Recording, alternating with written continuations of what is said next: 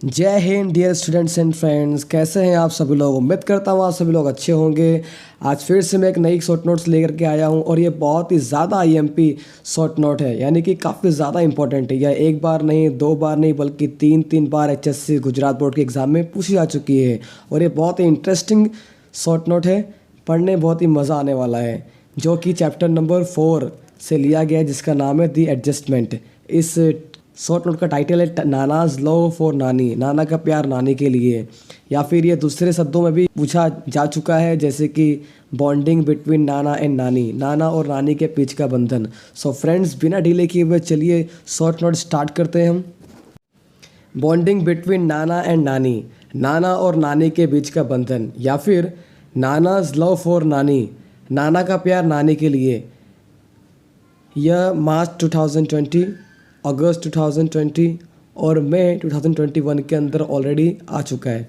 So friends, start करते हैं। How old was नाना, नाना कितने साल के थे, नाना की उम्र कितनी थी। How long had Nana and नानी बीन टुगेदर, नाना और नानी कितने सालों तक साथ में थे, कब तक साथ में थे। How did Nana behave with नानी, नाना नानी के साथ कैसे बिहेव करते थे। What change came in Nana after nani's death, नाना में क्या बदलाव आए नानी की मौत के बाद। व्हाट डिड द डॉक्टर से अबाउट नानाज इलनेस, डॉक्टर ने नाना की बीमारी के बारे में क्या कहा। फ्रेंड्स, मैंने शॉर्ट नोट्स के अंदर जो इसके पॉइंट्स हैं उसको मैंने अलग अलग करके लिखा है यहाँ पे, लेकिन आपको जब एग्ज़ाम में लिखना है तो पॉइंट वाइज अलग अलग नहीं लिखना है, बल्कि सारे पॉइंट्स को 1 बाय 1 एक साथ पैराग्राफ में बना करके ही लिखना है। तो इसका खास ध्यान रखना एग्ज़ाम के अंदर, क्योंकि यही पैटर्न है एग्ज़ाम में शॉर्ट नोट्स को लिखने का। जिस तरह मैंने लिखा है इस तरह नहीं लिखना। मैंने सिर्फ आपको ज़्यादा अच्छी तरह समझाने के लिए अलग अलग पॉइंट बना के लिखे हैं, ताकि आपको ज़्यादा डिफ़िकल्ट ना लगे देखने में और समझ में आसानी से आ जाए। सो फ्रेंड्स, मैं शुरू करता हूँ शॉर्ट नोट। आप अच्छी तरह से समझिएगा, कोई भी पॉइंट मिस मत करिएगा, पॉइंट टू पॉइंट हर एक चीज़ सुनिएगा, हर एक चीज़ अच्छी तरह समझिएगा। सो फ्रेंड्स, स्टार्ट करते हैं। Point number 1, when Nana was about 83, नानी वॉज 80 ईयर्स ओल्ड, जब नाना 83 साल के थे लगभग, तब नानी 80 साल की थी। Point number 2, they lived more than 50 years together after their marriage, उनकी शादी के बाद में वे 50 साल तक साथ में रहे, 50 साल से ज़्यादा की उम्र तक वो लोग साथ में रहे। Point number 3, they had a daughter after 20 years of their marriage, उनकी शादी के 20 साल के बाद उनको एक बेटी हुई थी।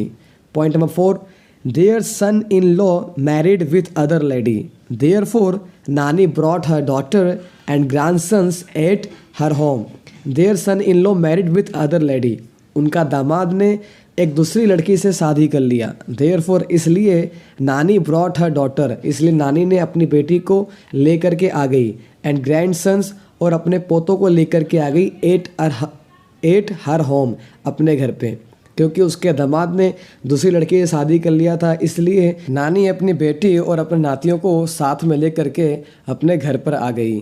पॉइंट नंबर 4, नाना एंड नानी were as a couple but their views were different at every point, which things Nana liked, Nani didn't, and what Nani preferred, Nana didn't.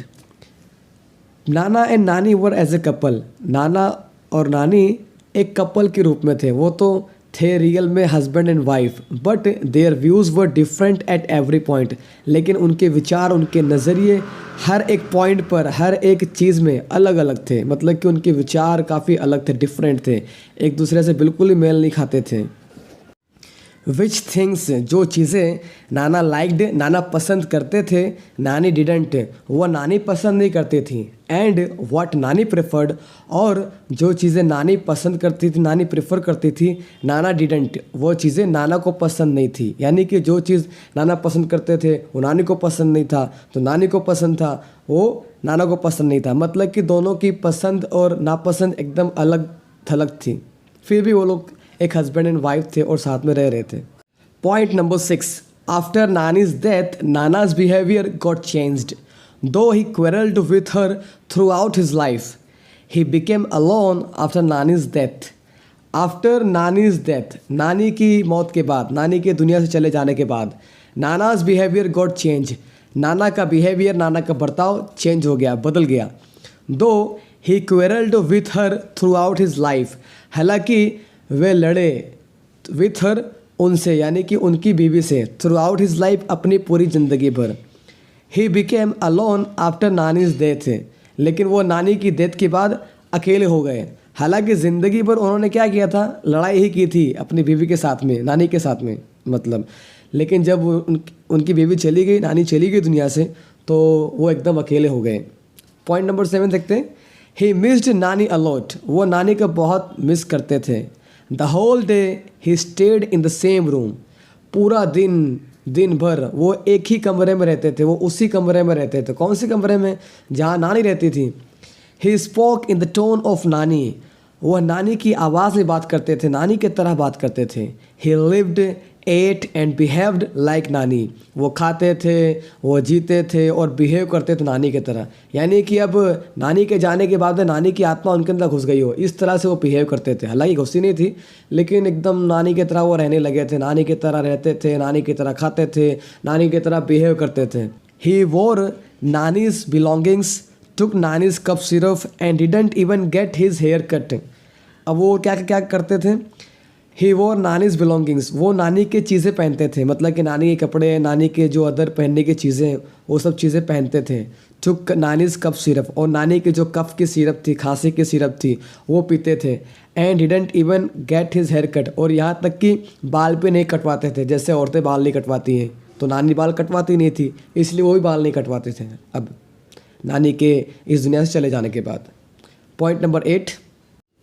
Dr. Kamble examined him and said that he was suffering from the dissociative personality disorder. He also said that he would live more as Nani than himself. अब doctor Kamble ने उनको check किया, उनको अच्छी तरह से check किया, कुछ प्रॉब्लम तो नहीं उनके अंदर। एंड सेड दैट, और कहा दैट कि he was suffering from the dissociative personality disorder, वह डिसोसिएटिव पर्सनालिटी डिसऑर्डर नाम की बीमारी से जूझ रहे हैं, मतलब कि उनको बीमारी हो गई है। उसमें क्या होता है, इसके अंदर एक इंसान दूसरे इंसान की ज़िंदगी को जीता है।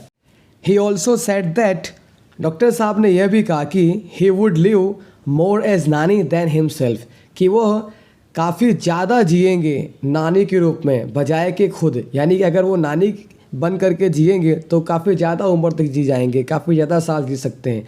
अगर वो नॉर्मल लाइफ जिएंगे, अपनी जो जाए लाइफ जीते हैं, खुद अपना ज़िंदगी जिएंगे, तो उनका टाइम बहुत कम है, वो जल्दी जा सकते हैं इस दुनिया से। लेकिन अगर वो नानी बन करके, नानी की कॉपी करके, नानी की तरह जिएंगे, नानी बन करके जिएंगे, तो चांसेस बहुत ही ज़्यादा है कि उनकी ज़िंदगी काफ़ी लंबे चलेगी। ऐसा डॉक्टर ने कहा। तो पॉइंट नंबर 9 समझते हैं। It was not a problem for him, nani was within him. Doctor said that it was the result of nana's deep love with nani. अब डॉक्टर ने कहा कि it was not a problem for him, यह उनके लिए कोई प्रॉब्लम नहीं है। नानी वॉज विद इन हिम, नानी तो उनके अंदर है, यानी कि नानी उनके अंदर रियल में नहीं है, लेकिन कहने का मतलब है कि नानी उनके अंदर है, मतलब कि वो नानी की ज़िंदगी जी रहे हैं। इसलिए डॉक्टर ने कहा कि नानी वॉज विद इन हिम, नानी उनके अंदर है। The doctor said that, doctor ने कहा कि it was the result of nana's deep love with nani, और डॉक्टर ने यह कहा कि यह तो नतीजा है नाना के गहरे प्यार का, नाना के बहुत ज़्यादा प्यार का नानी से। यानी कि नाना काफ़ी ज़्यादा प्यार करते थे नानी से, और नानी के दुनिया से चले जाने के बाद में नाना को लग गया एकदम सदमा, और नाना एकदम नानी की ज़िंदगी जीना शुरू कर दिए। इतना ज़्यादा उनको प्यार करते थे कि उनके बगैर रह ही नहीं सकते थे। उन्होंने सोचा चलो एक काम करते हैं, नानी नहीं है तो क्या हुआ, खुद नानी बन जाते हैं और लाइफ एंजॉय करते हैं। इस तरह से कुछ उन्होंने किया था। स्टूडेंट्स, मैं समझता हूँ कि आपको ये अच्छी तरह से शॉर्ट नोट समझ में आ गई होगी, और उम्मीद करता हूँ कि आपको वीडियो भी अच्छी लगी होगी, और उम्मीद ये भी करता हूँ कि अगर यह शॉर्ट नोट इस एग्ज़ाम में रिपीट होती है तो आप अच्छी तरह से लिख करके आएंगे और कोई भी पॉइंट मिस नहीं करेंगे, तो आपको फुल मार्क्स ज़रूर मिलेंगे, 3 मार्क्स ज़रूर मिलेंगे। फ्रेंड्स, फिर मिलेंगे नेक्स्ट वीडियो में। अगर वीडियो अच्छी लगी हो तो वीडियो को लाइक कर दें, फ्रेंड्स में शेयर कर दें, चैनल को सब्सक्राइब नहीं करें सब्सक्राइब कर लीजिए, और हाँ, बेल आइकन को जरूर प्रेस करिएगा ताकि जब भी कोई वीडियो अपलोड करूँ मैं इस तरह की, तो उसका नोटिफिकेशन आपको एकदम टाइम से मिल जाए। फ्रेंड्स, फिर मिलेंगे नेक्स्ट वीडियो में, तब तक के लिए आप सभी को बेस्ट ऑफ लक एंड जय हिंद।